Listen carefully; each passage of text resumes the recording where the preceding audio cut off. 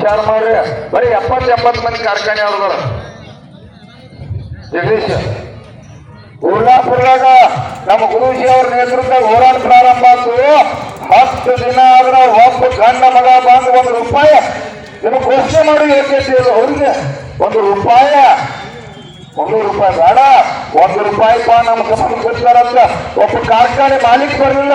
BJP JDS Congress ಅವ್ರು ಏನಂದ್ರು, ಇದು ಬಿಸಿನೆಸ್ ಐತೆ, ಚುನಾವಣೆ ಬೇಡ, ₹1 ಕೊಟ್ರೆ ₹20 ಲಕ್ಷ ಹೋಗ್ತೈತಿ, ಅಲ್ಲಿ ಹೋಗಂಗಿಲ್ಲ ಅಂತ ಹೇಳಿ 100 ಸಲ ಮೀಟಿಂಗ್ ಮಾಡ್ರಿ. ನೀವ ಊರಾಗಿ ಪ್ರಧಾನ ಸಾಯ್ತೀರಿ, ಕುಡಿಯಾಕ ನೀರಿಲ್ಲ, ಜನಕ್ಕೆ ನೀರಿಲ್ಲ, ಪ್ರಧಾನ ಸಾಯ್ತೀರಿ. ನೀವು ವಿಚಾರ ಮಾಡಲ್ಲ. ಈ ರಾಜ್ಯದಾಗ 7 ಕೋಟಿ ಒಳಗೆ ನಾವು 4-5 ಕೋಟಿ ಜನಸಂಖ್ಯೆ ಅದು ಇಲ್ಲ. ನಾವು ತೀರ್ಮಾನ ಮಾಡ್ಬೇಕು, ಕಬ್ಬು ನಮ್ಮದು ಬಿಸಿನೆಸ್, ನಿಂದ ಹೆಂಗ್ ಬಿಸಿನೆಸ್ ಐತಿ, ಕಬ್ಬು ಬಿಸಿನೆಸ್ ಐತಿ. ಚುನಾವಣೆ ಬರ್ತೈತಿ, ನಿನ್ನ ಹಾಕೈತಿ, ಓಟ್ ಯಾರಿಗೆ ಹಾಕ್ತಿವಿ ಹಾಕೋಲಕ್ಕ. ಕಬ್ಬು ಬರ್ತಪ್ಪ ಅಂದ್ರೆ 1 ಕೋಟಿ ಜನ ಸೇರ್ಬೇಕ. ಭತ್ತ, ರಾಗಿ, ತೊಗರಿ, ಕರೆಂಟ, ರೈತರ ಹಲವಾರು ಬ್ಯಾಂಕಿನ ವಿಷಯ, ಸಾಲ ಮನ್ನಾ ಇರಲಿ, ಬೆಳೆ ನಿಗದಿ ವಿಚಾರ ಇರಲಿ, ಸ್ವಾಮಿನಾಥನ್ ವರ್ಗ ಇರಲಿ, ನಾವು ಕೂಡ ಪಕ್ಷ ಜಾತಿ ಬಿಟ್ಟ ಎಲ್ಲಿ ಚಳವಳಿ ಕರೀತಾರೋ, ಎಲ್ಲಿ ರೈತ ಸಂಘ ಹೋರಾಟ ಮಾಡಬೇಕು ನಾವು ಅಲ್ಲಿ ಹೋಗ್ತೇವೆ ತೀರ್ಮಾನ. ಅಂದ್ರೆ ರೈತ ಕುಲಾಯಿನ ಮುಂದಿನ ತೀರ್ಮಾನದಾಗ ಉಳಿಲಿಕ್ಕೆ ಸಾಧ್ಯ ಇಲ್ಲ. ರೈತರ ಬೀದಿ ಬರ್ತಕ್ಕಂಥ ಕಾಲುಗಳು ತೀರ್ಮಾನ ಆಗ್ಯಾವ ನೋಡ್ರಿ. 79 ವರ್ಷ ಚಾಕ್ಲೇಟ್ ನಮ್ಮ ಸಕ್ಕರೆ ನಾವು ಕೊಟ್ಟಿರ್ತಕ್ಕಂಥ ಗೋಧಿ ಇದ್ರಿಂದ ರೆಡಿ ಆಗ್ತೈತೆ, ಬಿಸ್ಕಿಟ್ ರೆಡಿ ಆಗ್ತೈತೆ, ರೇಟ್ ಫಿಕ್ಸ್ ಐತೆ. ಪಾರ್ಲೇಜಿ ಎಂದರೆ ರೇಟ್ ಕಡಿಮೆ ಕೊಟ್ಟಿದ್ದೀನ, ಎಷ್ಟು ₹5 ₹10 ಐತೆ. ಚಾಕ್ಲೇಟ್ ₹1 ₹5 ಇದಾವ.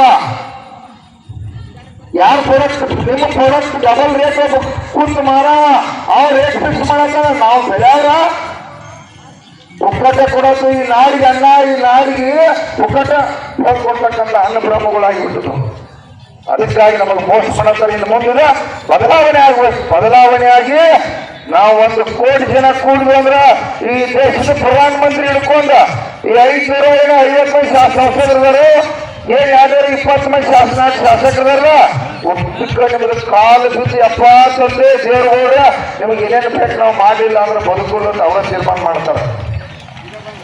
ಅದಕ್ಕಾಗಿ ತಾವ ಈ ರೈತ ಸಂಘವನ್ನು ಗೌರವಿಸಿ, ಹೆಗಲ ಮೇಲೆ ಶಾಲ ಹಾಕ್ರಿ. ಅಧಿಕಾರ ವರ್ಗ ಕೂಡ ಬದಲಾವಣೆ ಆಗ್ತದೆ. ನೀವು ಕೋಟಿ ಜನ ಒಕ್ಕಟ್ಟಾಗಿ ಅಂದ್ರ ಅಧಿಕಾರಿಗಳು ಕೂಡ ಯಾರು ಅಂತಕ್ಕಂಥ ಪರಿಸ್ಥಿತಿ ಬರುದಿಲ್ಲ. ಎಲ್ಲರಿಗೂ ಕಾರಣೀಭೂತ ನಾವದು.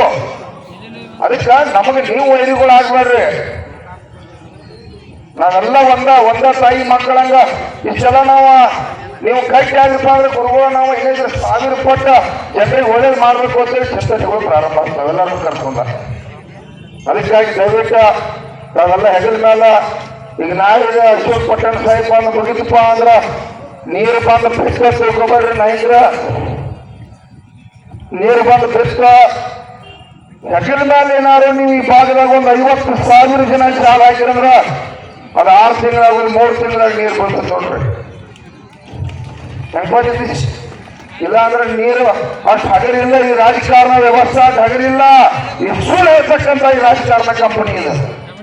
ಅದನ್ನ ರಿಪೇರಿ ಮಾಡಕ್ಕಾಗಿ ರೈತ ಸಂಘ ಇವತ್ತ ಹಳ್ಳಿ ಸಂಘಟನೆ ಕಟ್ಟತಕ್ಕಂಥ ಕೆಲಸ ಮಾಡತ್ತು.